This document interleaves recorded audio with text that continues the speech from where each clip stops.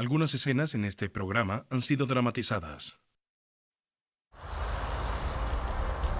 Despiadadas pandillas gobernaban las calles de Chicago, vendiendo drogas y dejando un rastro de violencia y muerte a su paso.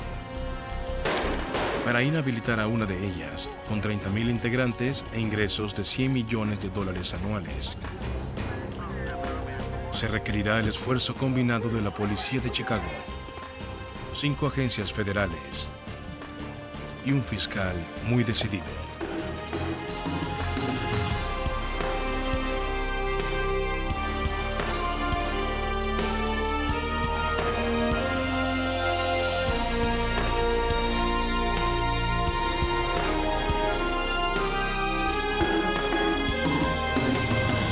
Los fiscales en busca de la justicia. En diciembre de 1992, el fiscal general adjunto Ron Seifer asumió la investigación federal de los discípulos de los Gangsters, la pandilla más poderosa y sanguinaria de Chicago. Yo formaba parte de un equipo de agentes y oficiales que estaban en las calles y eran verdaderos héroes en su comunidad. Ellos hacían el trabajo día tras día, noche tras noche, semana tras semana, alejados de sus familias, haciendo un trabajo tedioso, un trabajo peligroso, un trabajo que construye la clase de procesamiento que cambia a una ciudad y que literalmente cambia las vidas de las personas que están en esta ciudad. La muerte de los discípulos. En el año 1992, la ciudad de Chicago estaba sitiada. Las pandillas habían convertido vecindades prósperas en tierras baldías. El agente Rick Barrett lideraba una investigación de la Agencia Federal de Control de Drogas sobre las actividades de las pandillas. Chicago siempre ha sido un lugar donde ha habido mucha actividad de pandillas, pero en esa época en particular, el crack estaba llegando por primera vez a nuestras calles. Esa droga es muy poderosa, muy barata, produce muchos ingresos y ganancias para las pandillas. Asociado con ese tráfico, encontramos mucha violencia.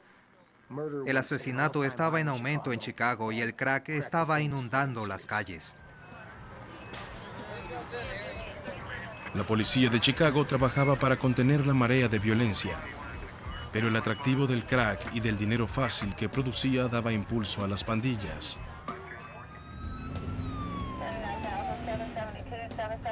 El sargento de la unidad antipandillas, Jim Darling, vio directamente su efecto en los que alguna vez fueron vecindarios pacíficos. Allí la gente tenía un miedo constante de recibir un tiro o de ser asesinados. Estas pandillas tenían un dominio total en esos vecindarios y hacían que la gente buena tuviese miedo de salir a la calle y vivir una vida normal. Las pandillas no solo causaron bajas entre sus propias filas. Cualquiera que se encontrara en el fuego cruzado de sus enfrentamientos se convertía en una víctima.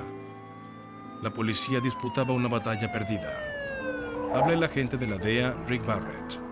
Justo cuando uno piensa que han desaparecido, regresa a trabajar al día siguiente y están de vuelta. Es como un círculo vicioso en donde los empujamos de una esquina de la calle a la otra, desde el distrito Englewood hasta el distrito Grisham y los suburbios, pero ellos regresan. Siempre están en alguna esquina con su mercado de drogas al aire libre. Y la policía tiene el trabajo más duro del mundo. Su trabajo es el de mantener seguras las calles. Pero con cada miembro de la pandilla que la policía de Chicago arrestara, los más estaban esperando para unirse. A finales del año 1990, la investigación de la DEA comenzó a concentrarse en una pandilla en particular, los discípulos de los Gangsters, con 30,000 miembros. Mary Hodge trabajó con Rick Barrett en la fuerza de trabajo de la DEA. Uno debe entender que no había ningún punto de partida cuando comenzamos la investigación. Teníamos muy poco. Teníamos a un informante que proporcionaba información histórica sobre los discípulos de los Gangsters y su jerarquía. Él nos dio un punto de partida y algunos nombres que comenzamos a investigar. Basados en cualquier información que pudiesen encontrar, los investigadores usaron cámaras de vigilancia para grabar las ventas de drogas. Pero las cintas revelaron poco sobre la clave de la pandilla, su liderazgo. La investigación de Barrett estaba en un punto muerto.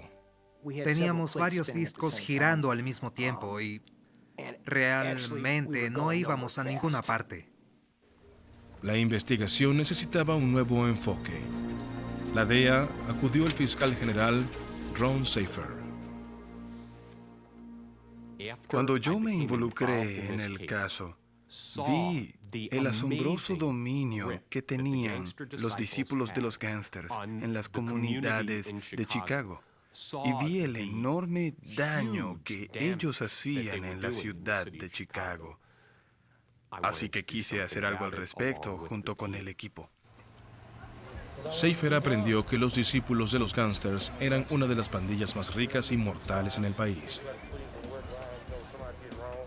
Los discípulos de los gángsters eran célebres por matar a los miembros que rompieran su código de silencio. En los vecindarios más pobres de Chicago, usaban a niños de 8 años para llevar sus armas y drogas. Barrett sabía que para romper el control de los discípulos de los gángsters, debía atrapar a sus líderes. Nuestro objetivo desde el principio fueron los líderes de la pandilla. Uno de los aspectos singulares de esa investigación era que el culpable ya estaba encarcelado. Larry Hoover era uno de los 9,000 discípulos de los gángsters en el sistema de prisión de Illinois.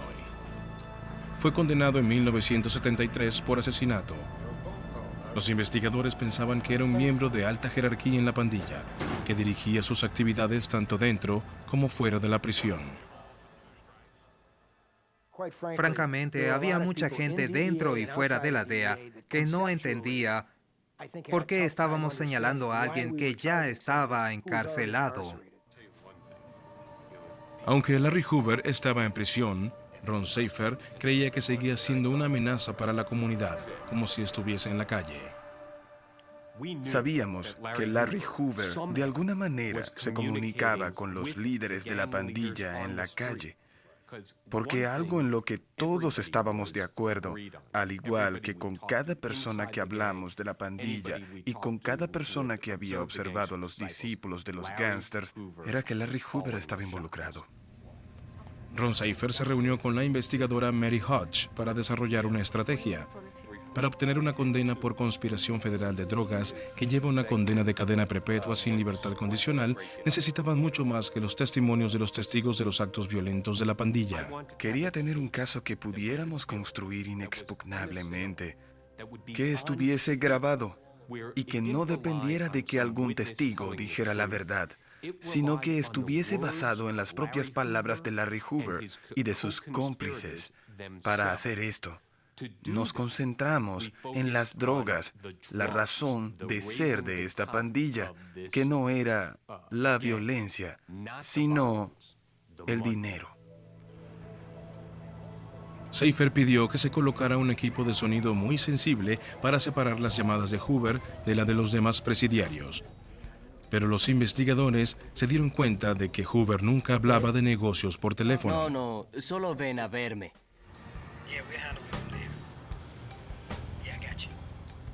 Muy bien. Desde las instalaciones del correccional de Viena, ellos no tenían que hacerlo. Habla la investigadora Mary Hodge. En ese entonces, Viena parecía un campus universitario. Era una instalación de mínima seguridad. No tenía ninguna cerca ni muralla de ningún tipo. De hecho, era un lugar hermoso. Los investigadores de Seifer se enteraron de que Hoover se mantenía en contacto regularmente con los discípulos de los gángsters que estaban en las calles. Recibía muchas visitas y estaba muy mal vigilado.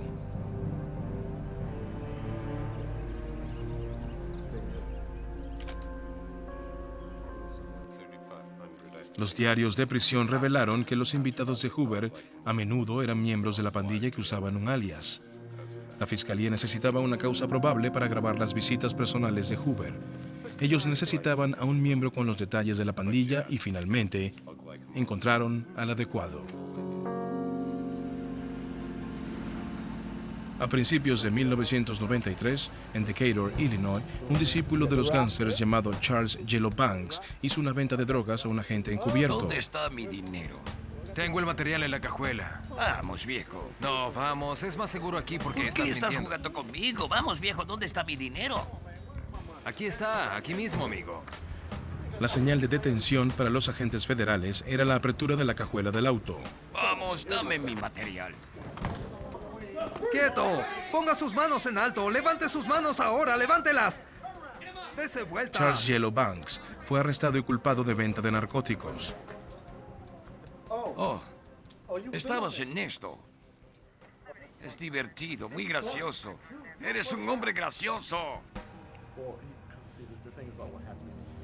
Como parte de un esfuerzo para lograr que los miembros de la pandilla se convirtieran en informantes, los investigadores se reunieron con Charles Banks.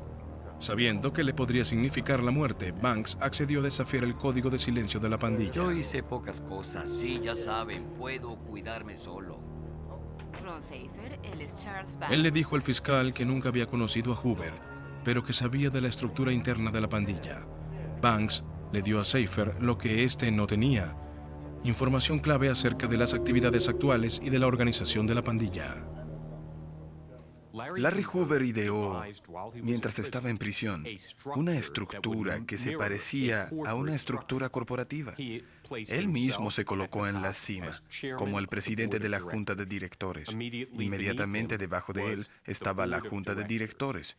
Aproximadamente la mitad de esos miembros estaban en la cárcel y controlaban el sistema de prisiones. La otra mitad de ellos estaban libres, controlando las operaciones de los discípulos de los gángsters en las calles. La información de Banks le dio a Seifer la causa probable que él necesitaba para obtener una orden de monitoreo para vigilar las conversaciones de Larry Hoover con sus visitantes. Sería fácil penetrar el dominio de Hoover, la prisión que controlaba. Tomaremos fotografías de ellos desde la oficina del guardia, justo aquí. Seifer y su equipo sabían que las técnicas estándar de vigilancia serían poco efectivas. Al agente de la DEA, Rick Barrett, se le ocurrió una idea. Comencé a pensar en eso. Un pequeño bombillo se encendió en mi cabeza y pensé, ¿podríamos ponerle un micrófono a los pases de visitantes? Quizás no era una idea descabellada. Me preguntaba si era técnicamente posible. El fiscal se reunió con el director del Departamento de Correccionales del estado de Illinois. Quería crear una identificación para visitantes a la que se pudiese incorporar pequeños dispositivos de audio. Lo que ellos dijeron fue, creen esas identificaciones para visitantes y nosotros las implementaremos en 4 instituciones diferentes para que nadie pueda sospechar. Porque si uno introduce algo nuevo en el sistema de alguna prisión, los prisioneros estarán alerta por el hecho de que algo podría estar sucediendo.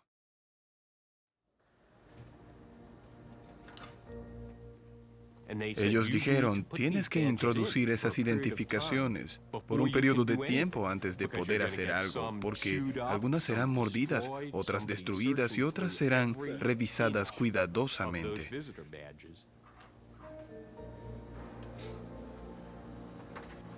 ¿Cómo estás, hermano? ¿Qué hay de esto? Oye, no te preocupes por eso. Mira, todos las llevan puestas. El equipo de Seifer comenzó a grabar las conversaciones de Hoover en octubre de 1993.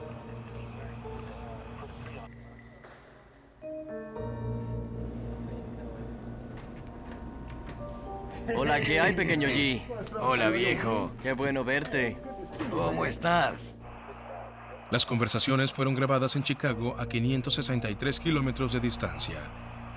Pero la transcripción de las grabaciones fue una tarea laboriosa. Lo primero que se hizo aparente con estas grabaciones fue que eran muy difíciles de escuchar. Había mucho ruido de fondo, muchas distracciones y por supuesto Larry Hoover y sus visitantes no estaban gritando sus conversaciones acerca de su actividad ilegal, pero aún así podíamos escucharlas. Fue atormentador. Ellos hablaban de cómo la pandilla estaba haciendo dinero. Larry daba instrucciones para llevar las operaciones, de cómo llevar las drogas y a quiénes deberían dárselas. Era absolutamente atormentador. Todo lo que puedan imaginarse.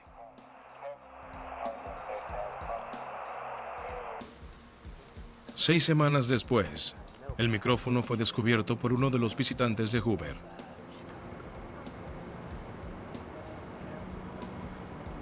La grabación se detuvo. De las 55 horas de grabación, solo 4 contenían conversaciones incriminatorias entre Hoover y su alto comando.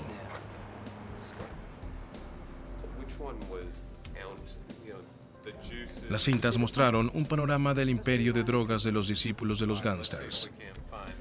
Pero para detener a Hoover, la fiscalía todavía necesitaba conectar a la pandilla con el dinero de la droga, para probar que Hoover era responsable de las actividades de la pandilla en las calles.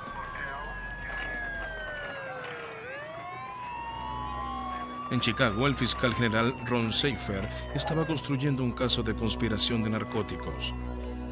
Su blanco era Larry Hoover, un asesino convicto que controlaba a los 30,000 integrantes de los discípulos de los gángsters desde la cárcel.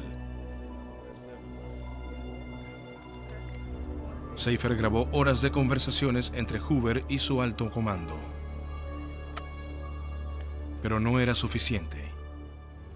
No teníamos las drogas, ni teníamos el dinero, no sabíamos cómo manejaban las cosas en la calle, así que era una conspiración hueca, y sería muy difícil de convencer al jurado. La fiscalía acudió a la policía de Chicago. Nadie conocía a esta pandilla como el Departamento de Policía de Chicago, sobre todo los especialistas en pandillas de esta organización. Así que yo sabía que debíamos involucrarlos si queríamos formar una acusación contundente. Era esencial que lo hiciéramos. El sargento de la unidad antipandillas, Jim Darling, le informó a su equipo que trabajarían con la oficina del fiscal general en un esfuerzo para atrapar al líder encarcelado de la pandilla contra la que ellos luchaban diariamente.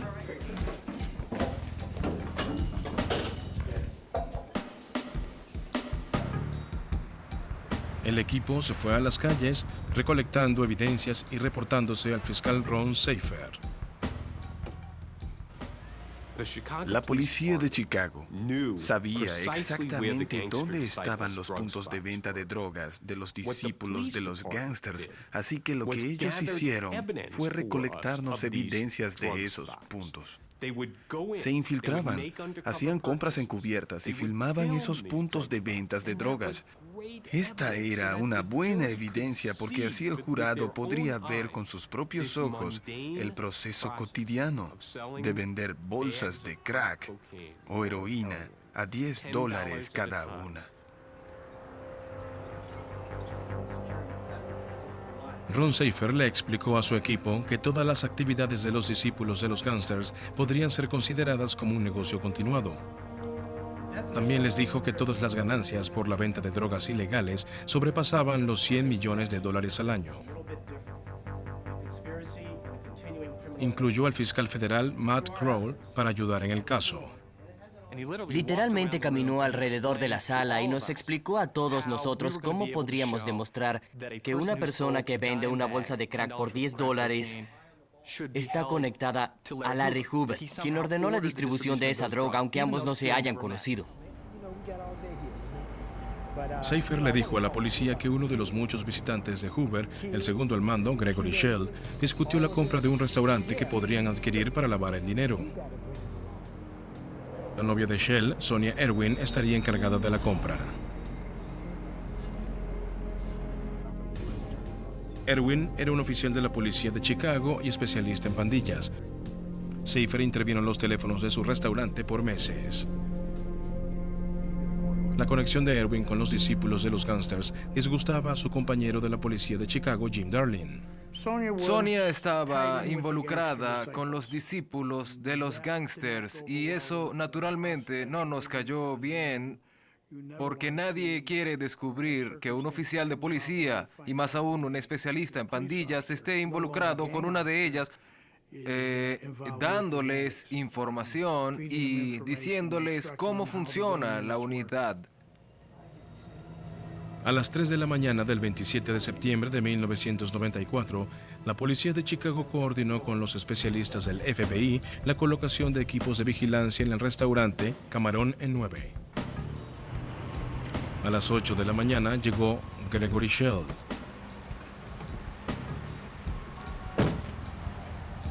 La investigadora Mary Hodge y su compañero esperaban en sus puestos. Estaba monitoreando el micrófono en una oficina satélite al otro lado de la calle del restaurante. Gregory Shell fue a la habitación trasera y dijo, no tienen nada y nunca lo tendrán, y luego se fue. Eso fue todo lo que dijo. El descubrimiento del equipo de vigilancia fue una decepción para el equipo de la fiscalía. Ron, es Mary. Él descubrió la cámara y el micrófono. ¿Qué? ¿Pudiste verlo? Es decir, ¿pudiste ver el micrófono?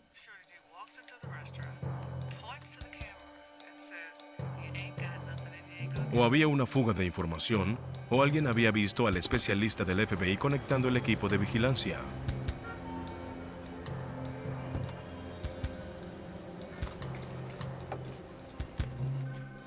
El equipo de Safer estaba en un punto crítico en la investigación.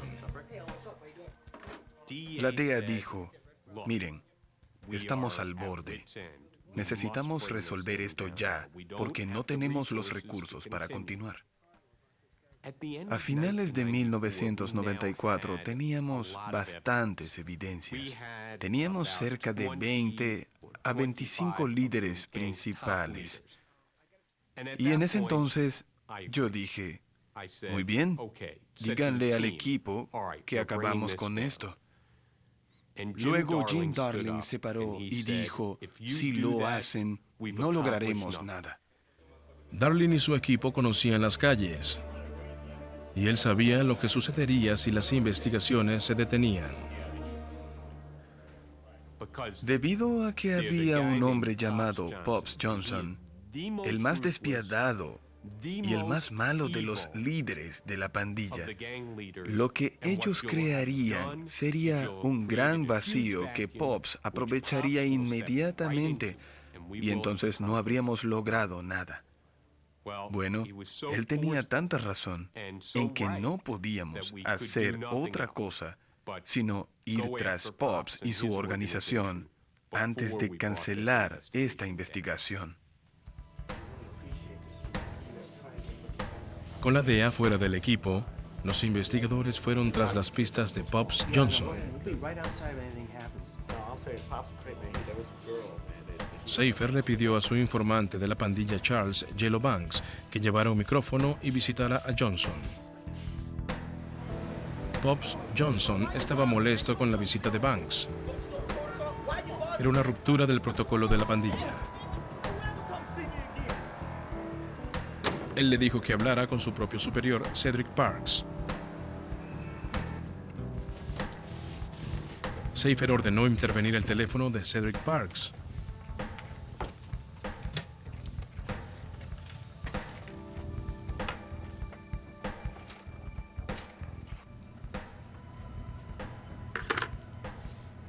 Mary Hodge supervisó la operación. Ellos describieron los productos y sus precios por teléfono. Un traficante de narcóticos telefoneó a Cedric Parks y le dijo que quería 1 onza. Y Cedric le dijo inmediatamente, no digas onzas, di jugos. Y él contestó, oh, de acuerdo, bien, entonces quiero un jugo. Y allí obtuvimos la descripción de su código.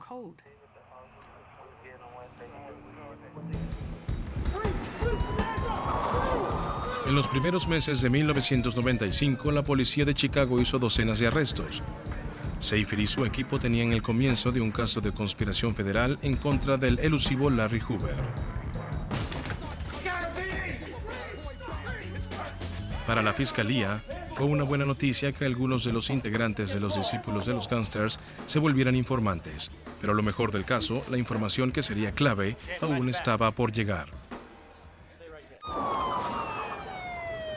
La investigación de conspiración de narcóticos del fiscal general Ron Seifer en contra del jefe de los discípulos de los gángsters, Larry Hoover, estaba ganando impulso.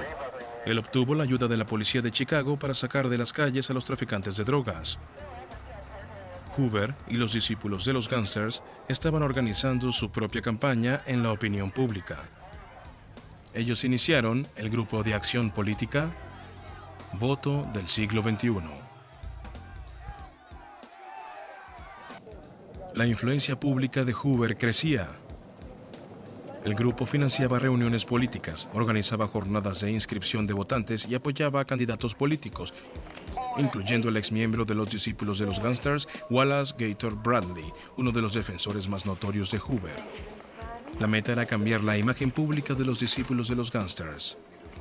Bradley mantuvo una alta presencia en la comunidad, pintando una imagen de una organización cuyas metas eran la mejora y el saneamiento de la comunidad. Hoover rebautizó a su organización como Crecimiento y Desarrollo.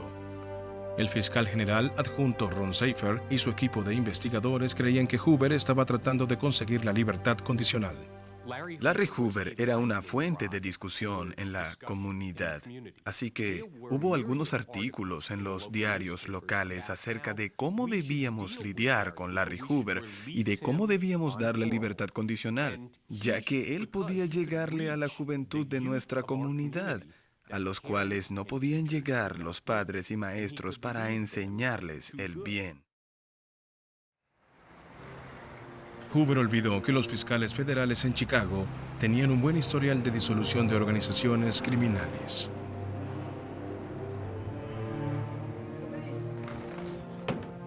Ron Seifer envió al IRS a las organizaciones pandilleras sospechosas de lavar dinero, incluyendo a Promociones Salven a los Niños, una compañía que producía conciertos de rap dirigida por la concubina de Hoover. La investigadora Mary Hodge lideró la redada. Ella descubrió un archivo titulado LH Personal Superior. Encontré un archivo con una lista que describía el organigrama de los discípulos de los gángsters. Esta enumeraba a los miembros de la Junta, a los gobernadores, a los regentes y a la cuenta. Y por la cuenta se refieren al número de personas que trabajan bajo un individuo. También enumeraban a las facciones de oposición en sus vecindarios y en sus áreas. Hodge ordenó confiscar los archivadores. Lo llevé a la oficina de Ron Seifer y ambos lo revisamos. Estábamos encantados porque allí estaba nuestro caso. Esto verificaba o validaba todo lo que íbamos a presentar en la corte. La alegría duró poco. El 9 de junio de 1995, Charles Jello Banks, un miembro de los discípulos de los gángsters que colaboraba con las investigaciones, fue asesinado en una esquina de su vecindario por miembros de la pandilla.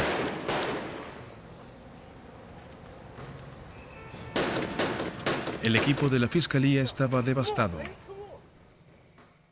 Luego de que Charles Banks fuera asesinado, era evidente que no teníamos tiempo que perder, que había vidas en peligro y que tendríamos que actuar tan rápido como nos fuera posible. El 31 de agosto de 1995, 250 oficiales de policía hicieron una redada en Chicago.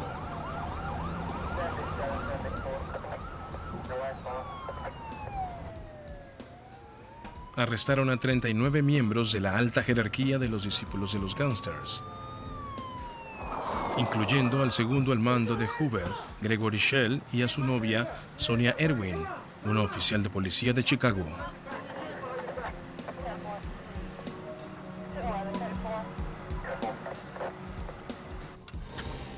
Hoover fue arrestado en la prisión a las 4 de la mañana y enviado a Chicago.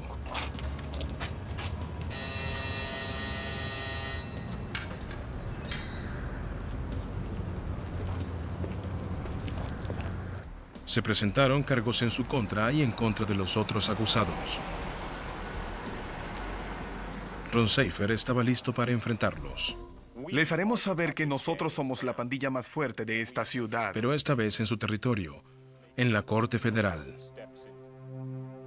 El activista Wallace Gator Bradley apoyó a Hoover declarando que él era un preso político. Lo compararon con Nelson Mandela y Malcolm X. La batalla más grande de Seifer comenzó antes de que el juicio contra Hoover comenzara. La abogada de la defensa, Anita Rivkin Carruthers, introdujo una moción para que suprimieran las conversaciones en prisión de Hoover con los líderes de los discípulos de los gángsters.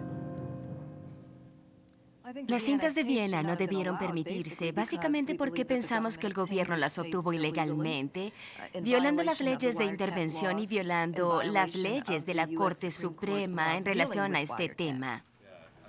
Carruthers dijo que de las 55 horas de grabaciones hechas por el gobierno de las conversaciones de Hoover con otros acusados, solo 4 horas fueron seleccionadas para que el jurado las escuchara.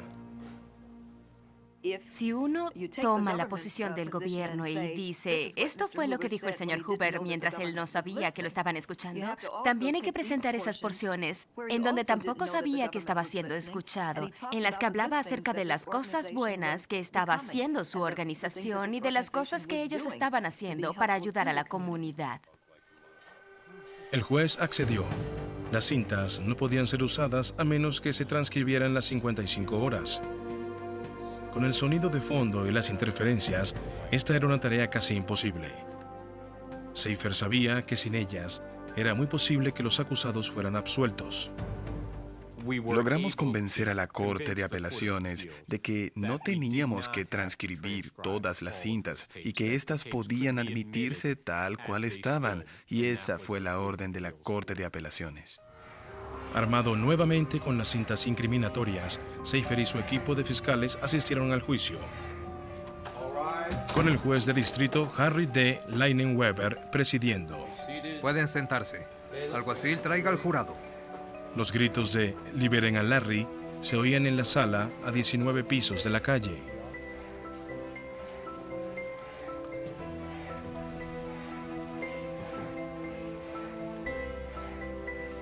La fiscalía le definió la conspiración al jurado como un acuerdo para hacer algo ilegal. Seifer le mostró al jurado, con detalles gráficos, el Chicago que existió en el mundo de los discípulos de los gángsters. La lista que encontramos, la evidencia número 1 del gobierno y luego la evidencia número 2 del gobierno, era una descripción gráfica de esa lista. Siempre sentí que si traducíamos el plan de batalla y esa lista en un mapa, el jurado vería que esta no era la ciudad de Chicago en la cual ellos vivían. Este era el territorio de los discípulos de los gángsters, aquella ciudad que ellos pensaban que estaba gobernada por el alcalde. En realidad estaba siendo gobernada por el gobernador de los discípulos de los gángsters y por las mentes de los discípulos de los gángsters. La abogada de la defensa, Anita Rivkin Carruthers, pintó un cuadro diferente para el jurado. Cuando pienso en Larry Hoover, pienso en 2 personas. Uno es este monstruo que el gobierno quiso crear, que era una persona horrible que dirigió una pandilla desde la prisión durante más de 20 años.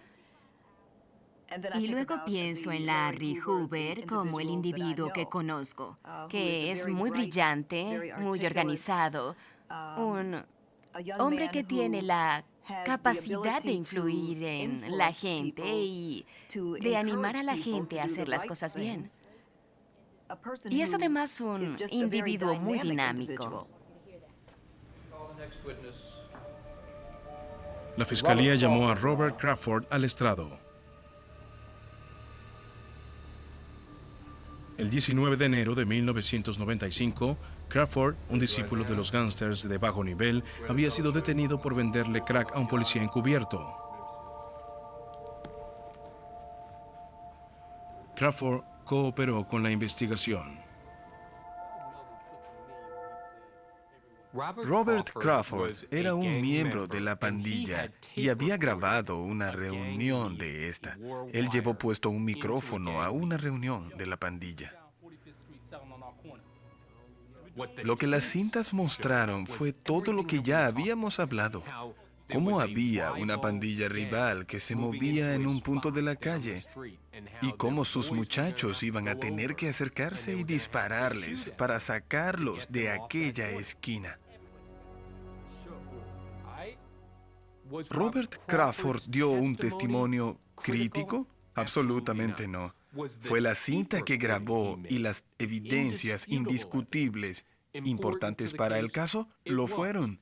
Este era un ejemplo de las mismas cosas que le decíamos al jurado. ¿Tiene la defensa alguna pregunta?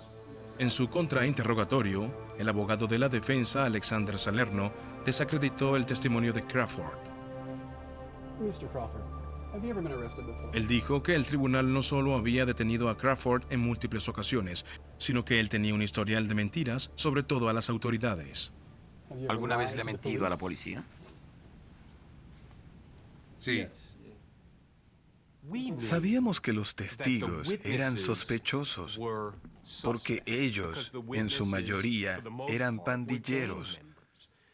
Y desde el comienzo yo había prometido que no íbamos a construir el caso en base a las palabras de cualquier testigo que apareciera, sino que lo construiríamos en base a las evidencias grabadas que pudiésemos reunir. Colocaríamos a un testigo en el estrado para que declarara, por ejemplo, sobre las actividades que acontecían durante la recolección del dinero de la droga que realizaban los miembros de la pandilla. Luego, los abogados de la defensa podrían levantarse y contrainterrogar a los testigos despiadadamente, mostrándoles a todos los sinvergüenzas y gángsters que eran. Pero luego, tan pronto como dejaran el estrado, colocaríamos las grabaciones de los mismos acusados hablando de la recolección del dinero de las drogas por parte de los miembros de la pandilla, tal como había dicho el testigo. Las cintas también revelaron los métodos de Hoover para atraer a nuevos miembros a la pandilla. Había una grabación de Gregory Shell y Larry Hoover que gráficamente ilustraba cómo Larry Hoover premeditaba terriblemente la corrupción de la juventud. Ellos se sentaron y Larry Hoover dijo, «Sabes, tienes que asegurarte de que esos jóvenes tengan algo. Debes darles cocaína gratis al principio, de modo que puedan salir y comprar unos zapatos deportivos. Así tendrán algo en su bolsillo y después de un tiempo, y lo estoy citando, ellos sabrán de dónde vino y sabrán que no serían absolutamente nadie sin ti». Bueno, eso no es cierto. Eso podría ser algo, pero para la pandilla. Ellos se sentaron allí e insidiosamente planearon la corrupción de la juventud en su comunidad y luego ejecutaron ese complot, niño tras niño, de un modo horrible. Mientras más escuchaban las cintas los jurados, más se convencían de que estaban descubriendo la verdadera naturaleza de Larry Hoover y sus discípulos de los gángsters. A principios del año 1990, los 30,000 miembros de los discípulos de los gángsters gobernaban las calles de Chicago, vendiendo drogas y repartiendo violencia a voluntad de su líder, Larry Hoover. Una combinación de fuerzas de las agencias de aplicación de la ley estatal, local y federal trabajaron para contener la marea de violencia y destrucción de la pandilla. Una exhaustiva investigación resultó en las detenciones de Hoover y docenas de sus lugartenientes con cargos de conspiración. El fiscal general adjunto, Ron Seifer, lideró el procesamiento. Seifer llamó a Martha Page al estrado. Ella había visitado con regularidad a Hoover mientras estuvo en la prisión de Stateville.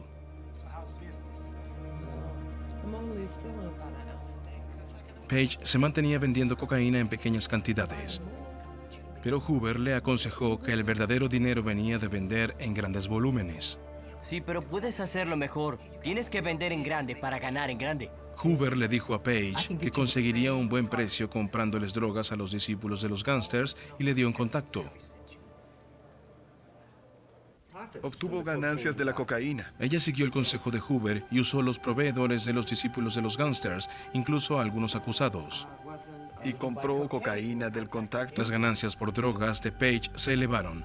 El fiscal le preguntó si podía gastar el dinero que ganó, como y cuando quisiera. No me permitían gastar nada. Larry me decía qué comprar. Ella le compró ropas y joyas a Hoover y pagó honorarios de abogados para otros discípulos de los gángsters. Le tenía miedo. Ella dijo que tenía que pedirle permiso a Hoover para gastar cualquier cantidad de dinero en ella.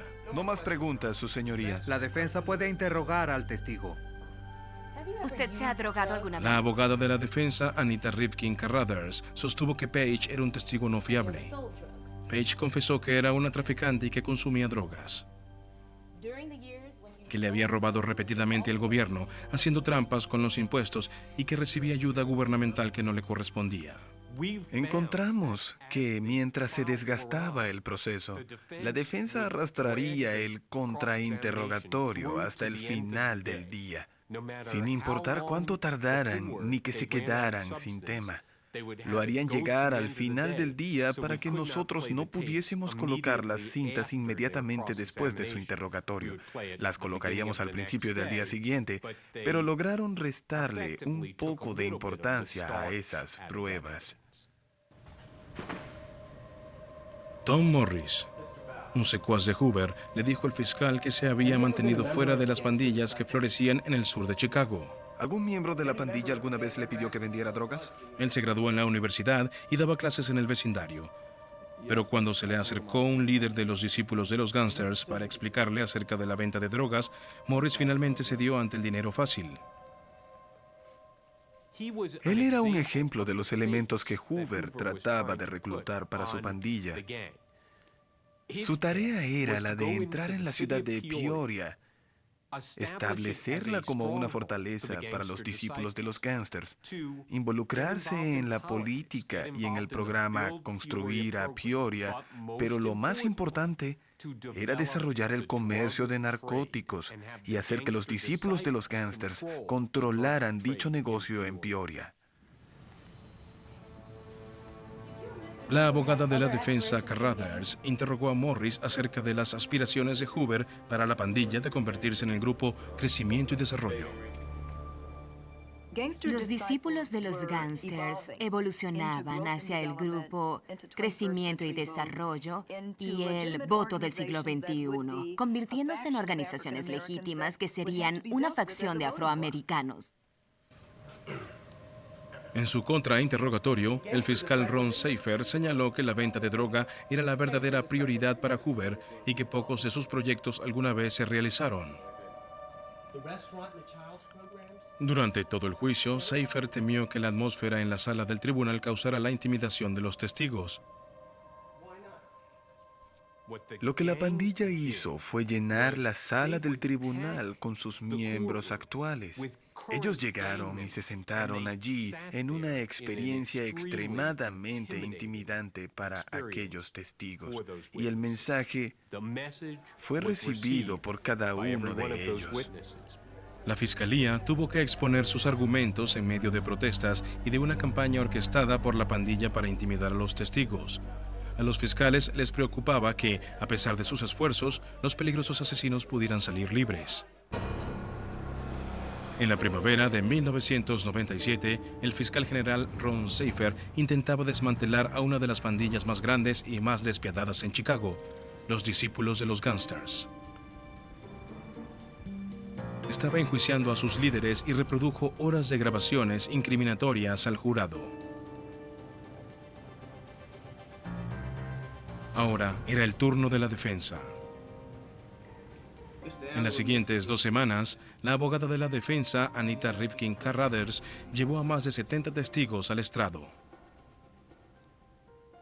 Llamamos a muchos testigos porque una de las cosas que el gobierno hizo era alegar que Crecimiento y Desarrollo y Voto del siglo XXI servían para encubrir una organización dedicada al tráfico de drogas. Así que trajimos testigos, trajimos al comisionado de elección y a personas que tenían organizaciones civiles en funcionamiento para mostrar que eran legítimas. El fiscal Ron Seifer no se desconcertó con las afirmaciones de la defensa.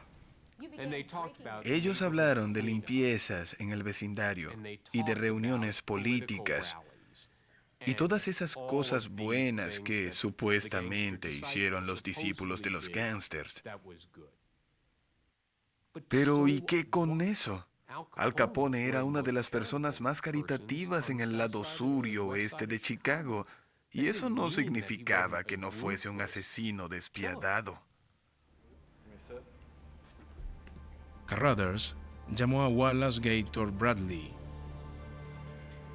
La abogada le preguntó a Bradley acerca de una lista que la policía encontró durante un allanamiento a Promociones Salven a los Niños. Los fiscales sostuvieron que la lista era un organigrama de los discípulos de los gángsters.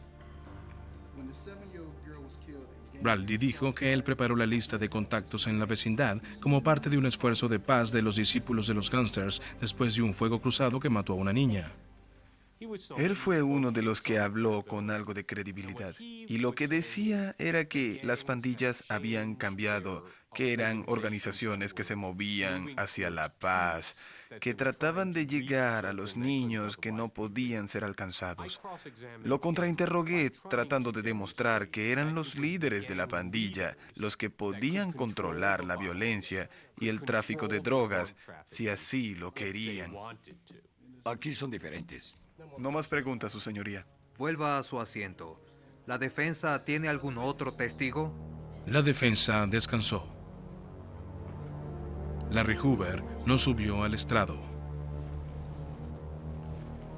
Después de años de investigación y semanas de testimonios irrefutables, el futuro de Larry Hoover y de sus más altos socios de la pandilla estaba ahora en las manos del jurado.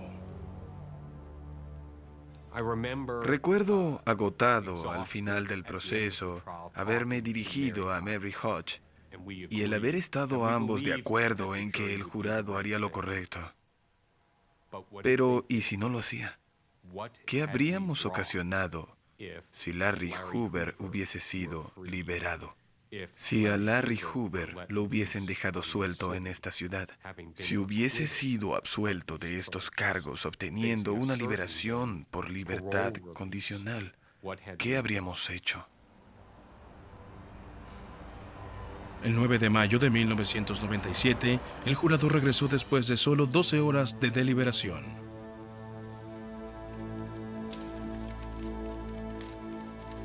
¿Podrían ponerse de pie los acusados?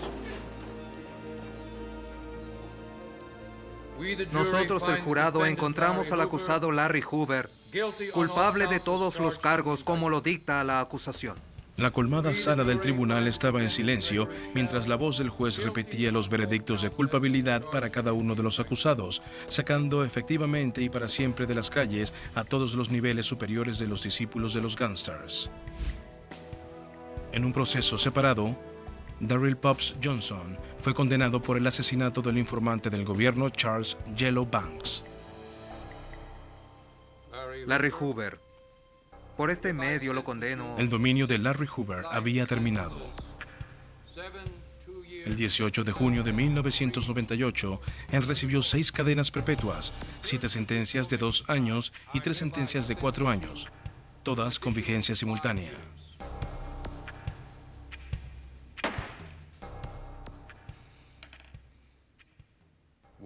Cuando pienso en Larry Hoover, pienso en una gran oportunidad perdida.